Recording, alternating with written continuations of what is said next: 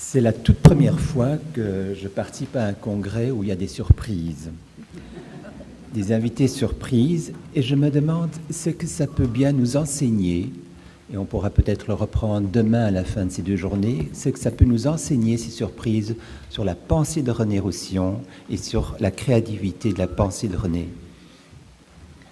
Voilà, je pense qu'il est temps de continuer, et je vais donner la parole à Louis Brunet, qui nous vient de loin, qui nous vient du Canada. Il est psychanalyste, c'est le président de la Société psychanalytique de Montréal et le prochain président de la Société canadienne, et il est professeur au département de psychologie de l'Université du Québec à Montréal. Louis, à toi. Merci. En passant, j'ai coupé mon texte de 15 minutes, ce qui fait que tu n'auras pas à intervenir. J'en ai que pour 2 heures. Donc jusqu'à 11 heures. Alors bonjour à tous. Et, je tiens d'abord à remercier tous mes collègues de Lyon et le comité organisateur de m'inviter à contribuer à cet hommage. Je les remercie d'autant plus que les travaux de René Roussillon ont eu sur moi une influence très grande, encore plus importante que l'influence qu'ont eu sur moi les travaux de Wilfred Bion au début de ma carrière.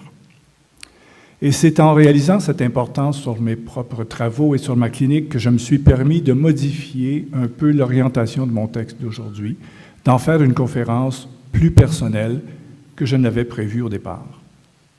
Comment choisir quels sont les apports de René Roussillon à mettre en lumière?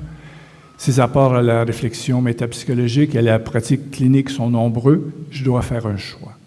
Bien entendu, il est possible de trouver des lignes directrices qui guident son œuvre. J'aurais pu centrer ma présentation sur le thème de la réflexivité, de la symbolisation, du jeu, qui sont de toute façon intimement reliés, et qui sont tous des thèmes que j'ai abordés dans une publication en anglais sur l'œuvre de René. Les choix des thèmes que j'aborderai aujourd'hui, le choix des thèmes sera plutôt guidé par l'influence qu'a eu René Roussillon sur ma réflexion théorique et sur ma clinique, et je les aborderai à ma façon, dans mes mots. Et c'est donc pour ces raisons que le titre de ma conférence serait plutôt « Quelques apports de René Roussillon vu de Montréal ». Si René a eu une telle influence au Québec, c'est notamment parce que ses propos sur la thérapeutique analytique et sur les fonctions du cadre sont transposables dans les diverses pratiques des cliniciens, qu'ils soient psychothérapeutes d'adultes, d'enfants, thérapeutes familiaux, ou même ceux qui font de la consultation auprès d'équipes soignantes. Cela tient aussi à ses qualités de pédagogue, car en plus de ses conférences, il a donné de nombreux ateliers au sein de l'Association des psychothérapeutes psychanalytiques du Québec. Pour ma part, je dois mentionner en tout premier lieu comment René Roussillon m'a fait comprendre l'importance du tournant de 1920 dans la métapsychologie freudienne. J'en ferai un peu mon fil rouge. Nous savons comment Freud, dans Au-delà, a apporté de toutes nouvelles dimensions à sa métapsychologie, et pour plusieurs, ce texte est associé à l'introduction d'un nouveau modèle pulsionnel, dualité, pulsion de vie, pulsion de mort, ce qui n'est pas faux.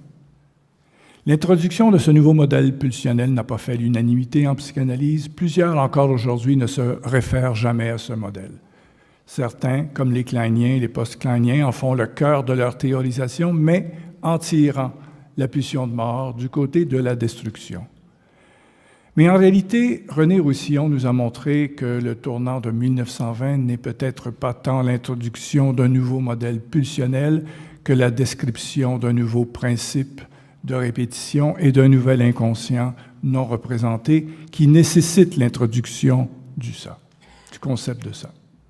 Ce faisant, René nous oblige, et c'est ce qu'il fait lui-même, à revoir de nombreuses notions, comme celle du trauma primaire, trauma secondaire, à revoir le principe de répétition et de la compulsion de répétition, à repenser le principe de plaisir, penser la transitionnalité, à réfléchir à toute la question de la nécessité pour l'appareil psychique de faire un travail sur ces matériaux non représentés et donc ouvre la porte à cette réflexion importante sur les processus de symbolisation primaire et secondaire, ainsi qu'à la notion maintenant connue et populaire d'appropriation subjective.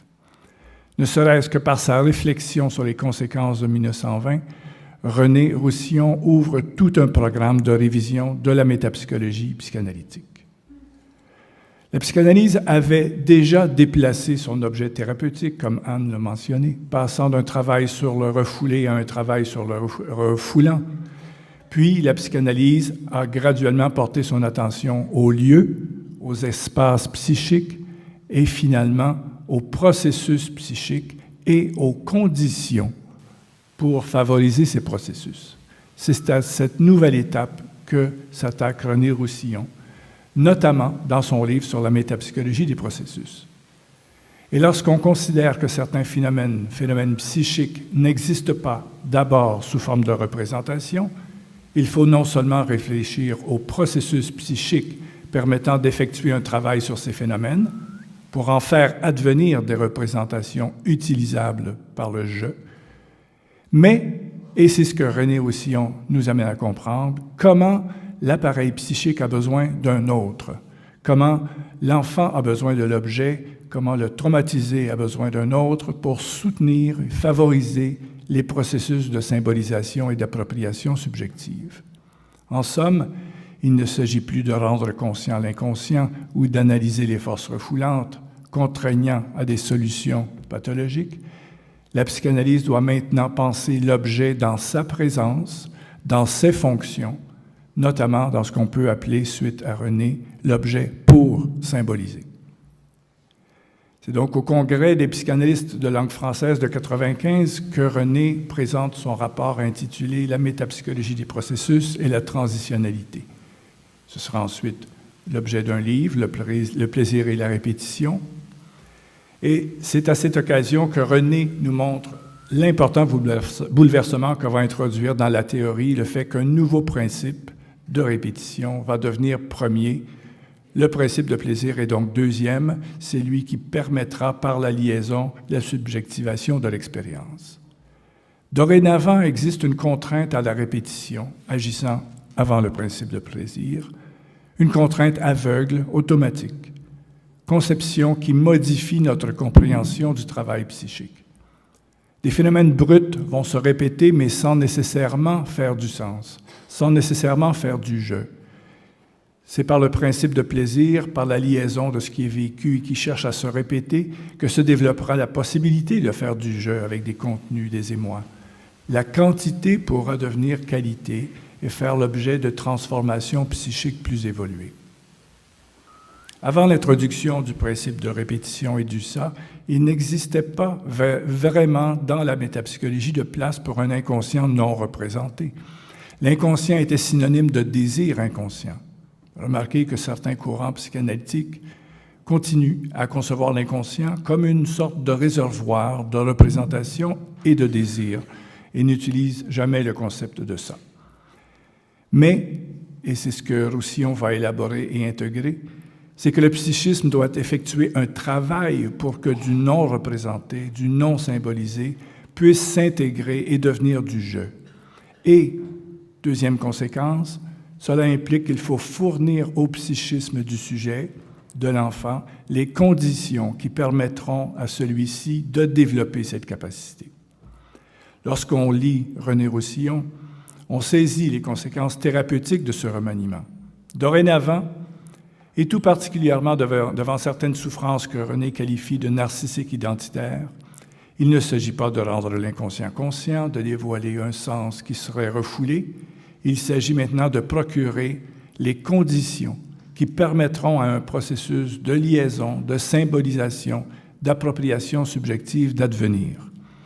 Il me semble que ces quelques mots nous montrent aussi comment non seulement René Roussillon utilise les conséquences du développement introduit par Freud, mais comment il se situe aussi dans la continuation de Donald Winnicott, qui écrivait dans Fear of Breakdown, « The patient needs to remember this, but it is not possible to remember something that has not yet happened. And this thing of the past has not happened yet, because the patient was not there for it to happen. » En français, ça donne à peu près ceci. Le patient a besoin de se souvenir d'une chose, mais il est impossible de se souvenir de quelque chose qui n'est pas encore advenu, Cette chose du passé n'est pas encore advenue parce que le patient n'était pas là pour qu'elle advienne. Mais les réflexions sur les conditions permettant à quelqu'un de devenir un sujet, de s'approprier subjectivement ce qu'il vit, de procurer à quelqu'un les conditions de mise en place d'un processus de symbolisation nous mènent en droite ligne à un autre apport de René qui a été d'une importance capitale dans mes propres théorisations et tout particulièrement dans ma clinique. Il s'agit de tout ce qu'il développe de différentes façons autour de la notion d'objet pour symboliser. La psychanalyse avait très rapidement compris qu'il fallait symboliser l'objet. Freud a introduit de façon centrale la notion d'identification. Mais la nécessité de devoir faire du jeu avec des contenus non symbolisés nécessite de réfléchir aux conditions nécessaires à l'enfant et à tout être humain pour lui permettre d'effectuer ce processus et même d'acquérir ou de développer cette capacité. C'est ainsi qu'en plus de l'objet à symboliser, René Roussillon nous a montré que le préalable incontournable au développement de la symbolisation était la présence d'un objet qui allait procurer à l'enfant les conditions de la symbolisation. Et les conditions telles que décrites par René Roussillon intègrent et développent et vont beaucoup plus loin même que ce que plusieurs auteurs importants ont tenté d'identifier, que ce soit les Billon et la fonction contenante, Winnicott avec le holding, le handling, la préoccupation primaire, autant que des réflexions sur la position analytique, comme celle de Musan sur la chimère, ou les différentes tentatives de comprendre ce qui peut être thérapeutique dans la position même de l'analyste. D'ailleurs, toute la question de la capacité d'appropriation subjective, qui est devenue maintenant si populaire et si importante, doit être comprise à travers l'idée d'un objet qui procure les conditions au sujet pour développer cette capacité, ce qui n'est pas un donné. Et pour comprendre l'apport de René, il nous faudrait rapidement faire un détour par les notions d'objet trouvé, trouvé créé, et d'objet détruit trouvé, qu'il a habilement développé, ce que je ne ferai pas aujourd'hui. Et aussi du fait que tant les capacités psychiques que les failles de l'appareil psychique portent les traces du rôle de l'objet environnement au moment où l'enfant ou l'individu en crise devait trouver une solution à des éprouvés et à sa détresse. Aussi, on montre dans l'ensemble de ces textes comment l'enfant a besoin d'une réponse adéquate de l'objet, comment l'objet doit remplir certaines fonctions psychiques. Et cette logique s'applique de façon tout à fait similaire à la relation analysant-analyste, patient-thérapeute. C'est à ces fonctions que René s'intéresse lorsqu'il aborde l'objet pour symboliser, puis plus tard le médium malléable. René Roussillon, dans ce contexte, attire notre attention sur les matériaux qui ne sont pas objets d'appropriation subjective et qui doivent être évacués, puisqu'ils ne peuvent former du jeu.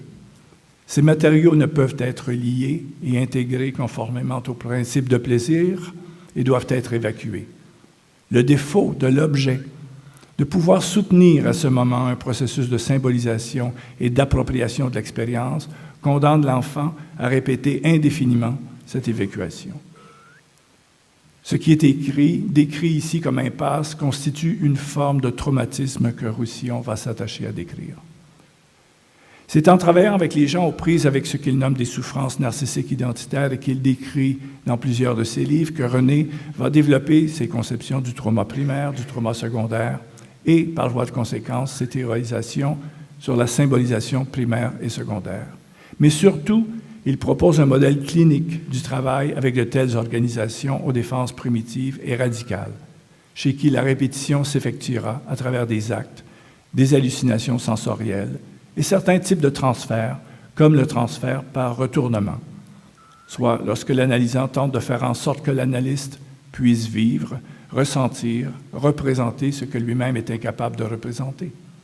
C'est donc d'abord par la compréhension issue de son contre-transfert que l'analyste pourra éventuellement fournir à l'analysant non seulement une interprétation, mais bel et bien une position relationnelle, une forme de présence, qui permettra à l'analysant de reprendre en lui ce qu'il devait expulser. Roussillon montre bien que l'analyse doit faire plus que donner un sens à travers une interprétation, mais doit exister comme objet réel qui remplit une fonction symbolisante. J'ai tenté de développer ces idées de Roussillon dans certains textes, dont les manifestations de l'archaïque et les fonctions de l'analyste, ou celui sur les transferts archaïques et les fonctions contenantes. Ma clinique, mon écoute, ma façon d'interpréter ont été influencés par les pistes absolument créatives que m'a fournies René Roussillon sur ces fonctions de l'objet pour symboliser. Mais aussi, il a ouvert pour moi une avenue de compréhension nouvelle dans mes travaux universitaires sur les meurtriers, la violence de masse et même sur le vécu paradoxal des enfants soldats. René Roussillon nous aide à comprendre le manque à être de ceux aux prises avec un trauma primaire et même l'impasse de ceux qui n'espèrent plus une réponse adéquate de l'objet. Ces patients si difficiles qui ne peuvent que réactualiser en analyse ces états de désespoir et de honte issus de l'absence de réponse adéquate de l'objet ou de la réponse inadéquate de l'objet.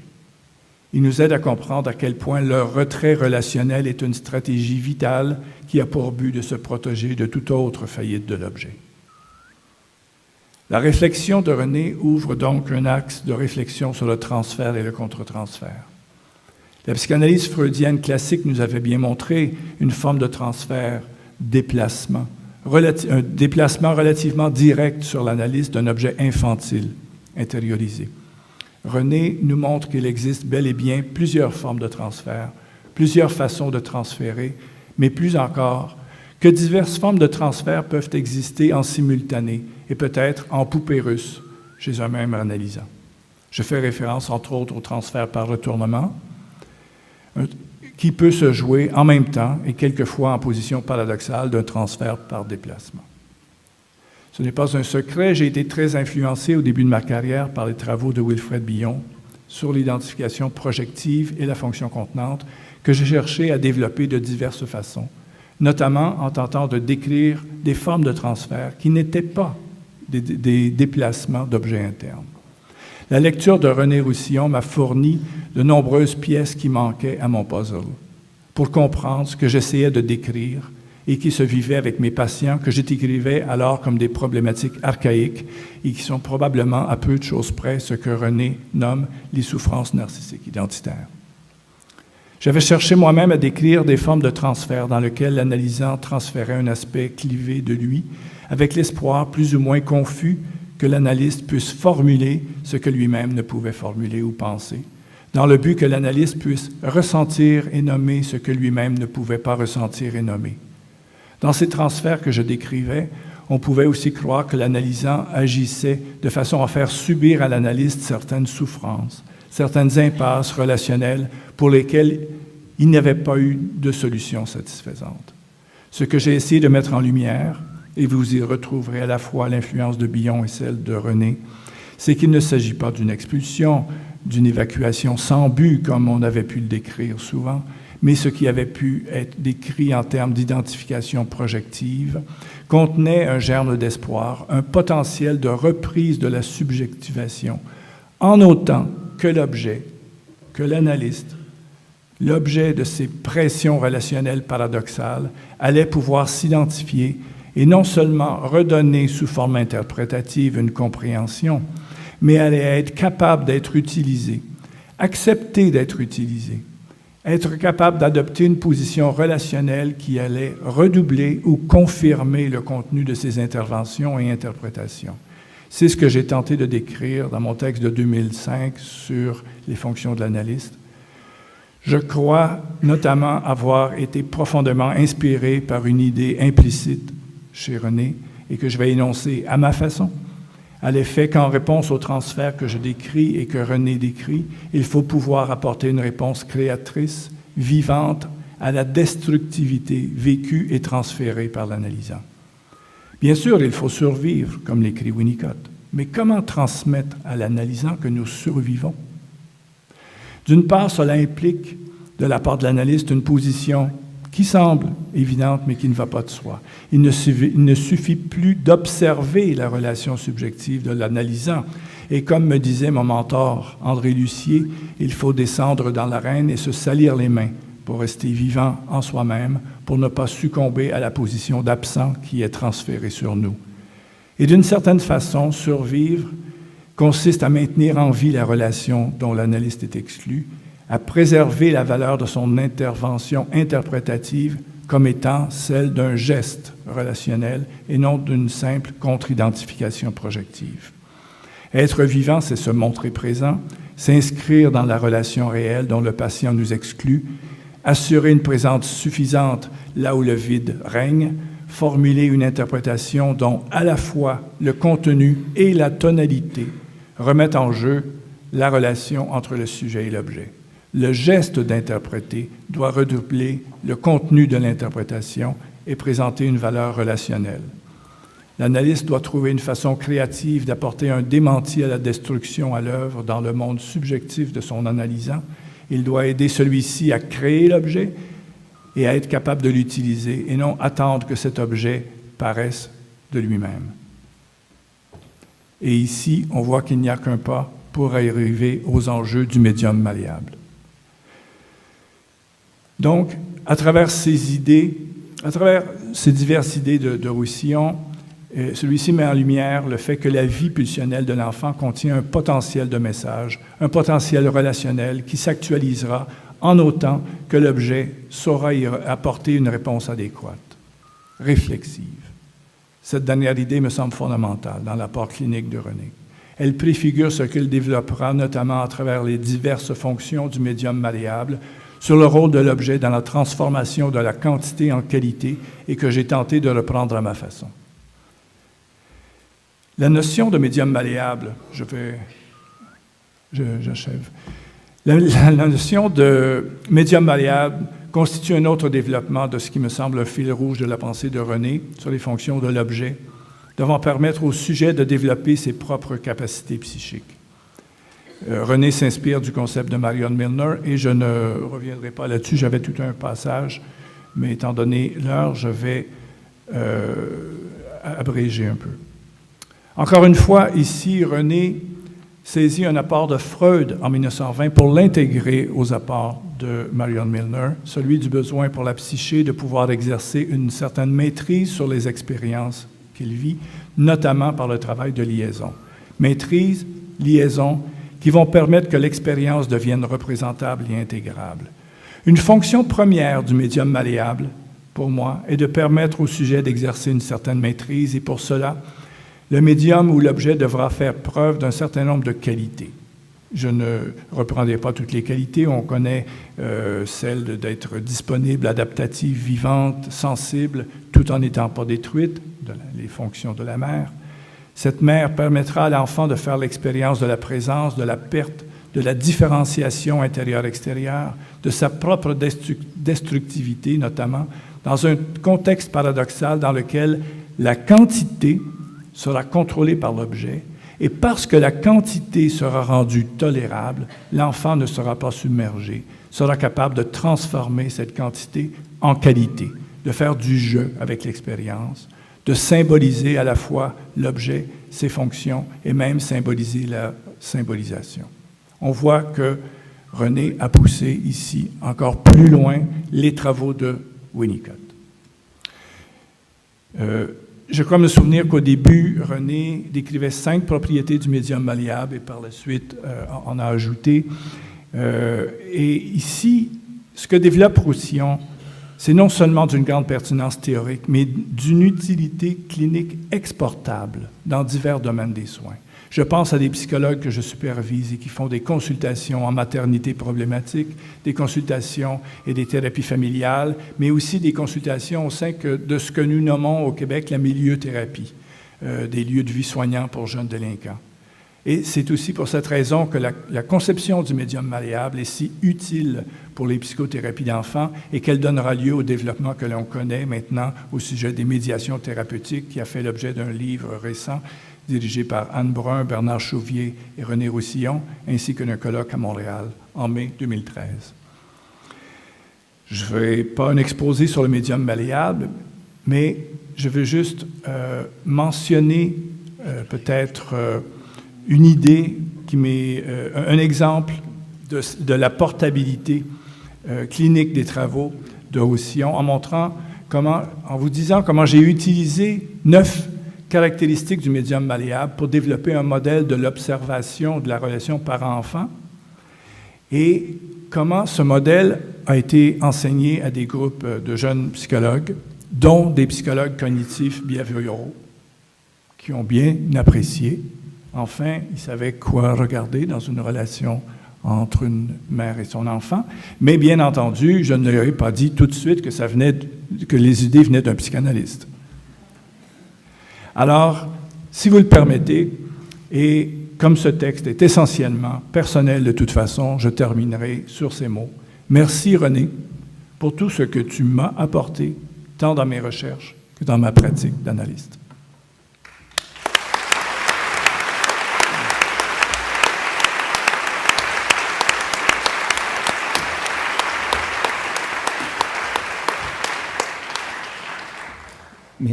Merci beaucoup, Louis. En t'écoutant, il m'est venu un souvenir de ma formation. Et je pense que je rencontre là, chez certains aînés dans la salle, cette même expérience, qu'on nous a enseigné que certains patients ne convenaient pas pour un traitement. Je ne parle pas d'un traitement de cure sur divan, mais d'un traitement psychothérapeutique tout court, qui n'était pas accessible à ça. Or, je pense que les théorisations de René Roussillon nous sortent de cette position mélancolique, la position mélancolique du patient qu'on ne peut pas aider, qu'on abandonne à son sort, et la position mélancolique du thérapeute qui ne sait rien faire, qui doit, c'est comme ça, il n'y a rien à faire. Il y a des patients pour lesquels on ne sait rien faire. Or, je pense qu'avec la théorisation de René et qui a été rappelée maintenant par Louis, je pense que ce qui est vraiment très important pour nous en sortir, le patient et nous, pour nous redonner l'espoir aux uns et aux autres, c'est toute l'élaboration sur la symbolisation de l'objet pour le faire court. Je crois que c'est vraiment essentiel. Tout à coup, on peut penser le traitement de gens qui jusqu'à maintenant n'entraient pas dans les projets de soins. Merci beaucoup, René. Tu voulais dire aussi quelque chose? Oui, merci Serge, merci Louis. Peut-être ça va s'articuler avec ce que tu viens de dire, Serge. J'ai souffert de réminiscences en t'écoutant. Enfin, j'ai souffert. Mon premier séjour, ça fait plus de 20 ans finalement qu'on a une collaboration ensemble. Et mon premier séjour au Québec, il me semble que c'était en 93. On m'avait invité pour quelque chose qui s'appelle une quinzaine, la quinzaine Albert Prévost. J'avais repéré au départ que j'avais 21 conférences à faire. Je trouvais que ça faisait pas mal. J'ai compris quand je suis arrivé sur place pourquoi. Alors, j'arrivais avec mon petit manteau de français et je me suis trouvé avec un moins 30 sur Sherbrooke. Moins 30, ressenti moins 50. Ça veut dire que... Et j'ai tout de suite compris que je n'étais pas armé pour affronter ça. J'ai aussi compris pourquoi il y avait 21 conférences, parce que ça, effectivement, il fallait chauffer, il fallait se réchauffer. Et alors, j'étais aussi à l'époque en train de décider de m'arrêter de fumer. C'était une longue histoire. Et donc, j'ai connu quelques moments de détresse par ces moins 30 évalués moins 50, et puis ce sevrage au tabagisme.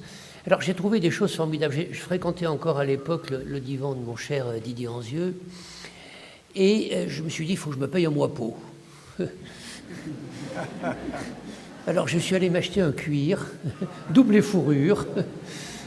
J'avais vu Anzieux avec une fourrure doublée cuir. Moi, je me suis dit qu'il fallait que je procède à un retournement habile. Je ne peux pas faire comme lui, quand même. Et alors là, il m'est arrivé quelque chose de tout à fait important, que je crois qui est tout à fait articulé avec ce que tu viens de dire et qui m'est revenu en t'écoutant, Louis. C'est que je me suis dit qu'un problème majeur de toutes ces cliniques, à la limite, on peut arriver à avoir un certain nombre de concepts pour les penser. Mais si on veut véritablement s'y affronter, il faut quelque chose de plus. Il faut que nous puissions avoir des concepts qui nous mettent dans une position de respect, d'une bienveillance suffisante à l'égard des processus auxquels on est confronté.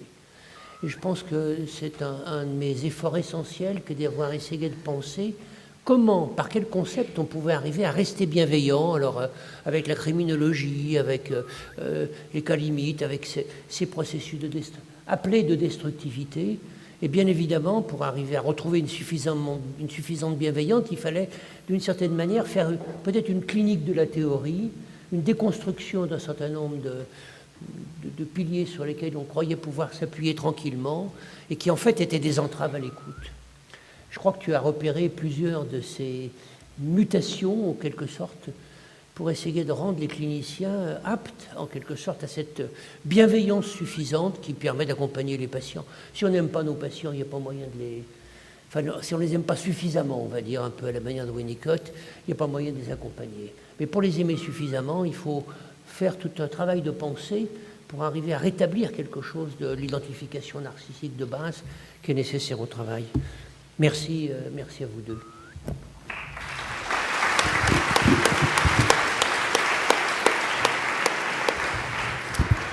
D'après le programme, il est 11h. Nous allons donc faire la pause d'un quart d'heure maintenant et nous retrouvons ici à 11h30 précisément. Merci.